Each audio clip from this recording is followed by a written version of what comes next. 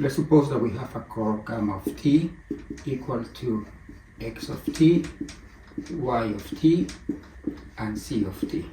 As an example, let's take gamma of t equal to cosine of 3t, 2t, and 2 sine of 3t.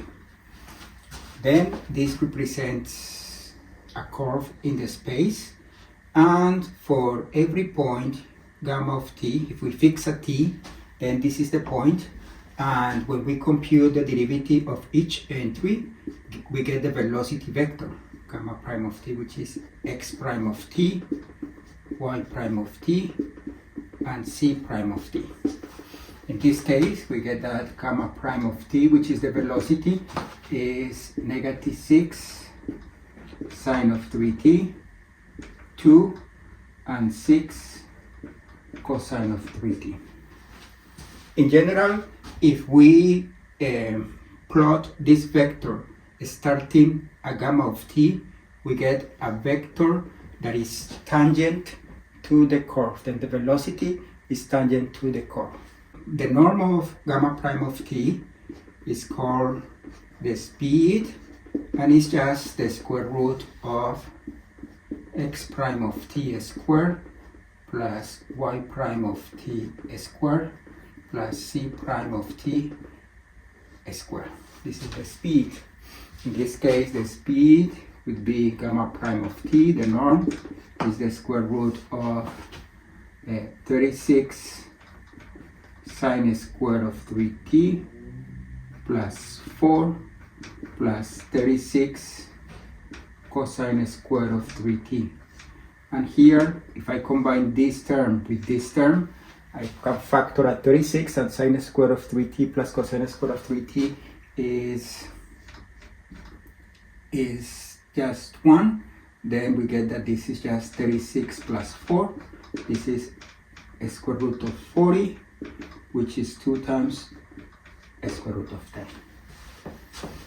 Then the unit tangent vector to the curve, in the case that the speed is different from 0, is defined to be the normalization of the velocity.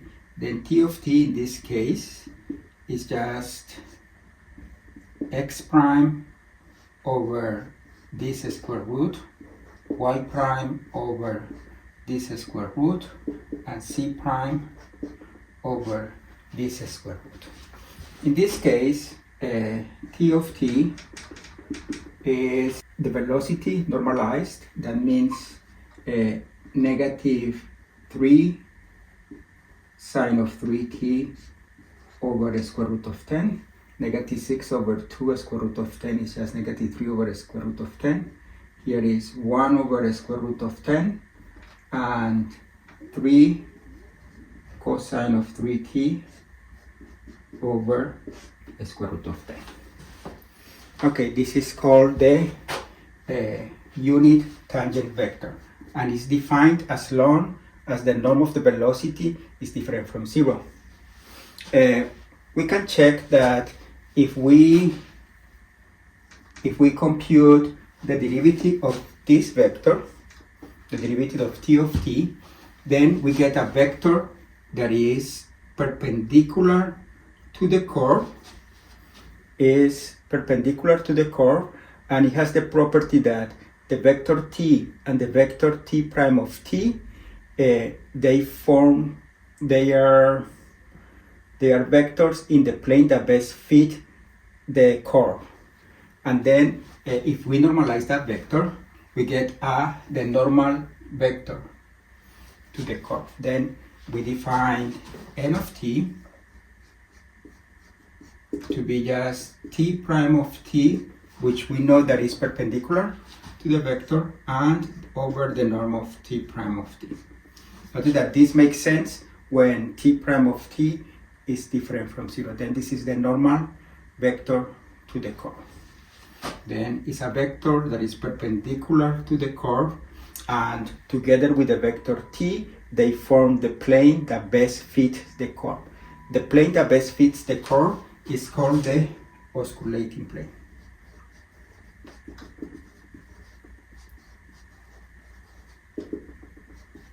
is the plane that best fits the curve.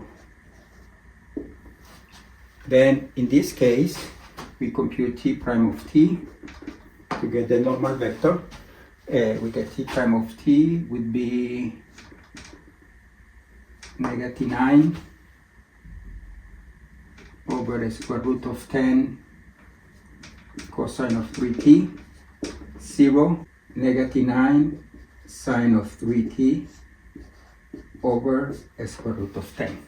Then the norm of t prime of t in this case is the square root of 81 over 10 cosine square of 3t plus 81 over 10 sine square of 3t, and we can factor the 81 over 10 and we get cosine square of 3t plus sine square of 3t, which is 1, and then we just end up with a square root of 81 over 10, which is 9 over the square root of 10. That means that in this case the normal vector would be the vector this divided by 9 over the square root of 10. I will get negative cosine of 3t, 0, negative sine of 3t. And the vector that is perpendicular to the osculating plane, which is perpendicular to these two vectors, is called the binormal. And by definition, the binormal is just t cross n. In this case, the binormal, let me erase this part.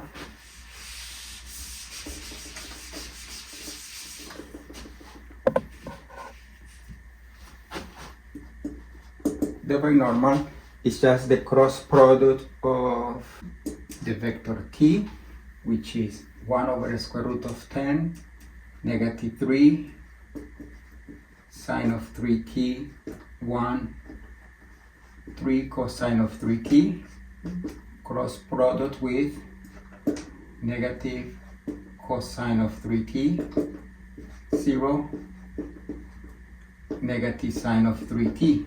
Then this is going to be negative sine of 3t over the square root of 10. Here we get negative 3 cosine square of 3t minus 3 sine square of 3t, which is just negative 3, and then times, then get negative 3 over the square root of 10, and finally this is just cosine of 3t over the square root of 10. And this is the binormal vector.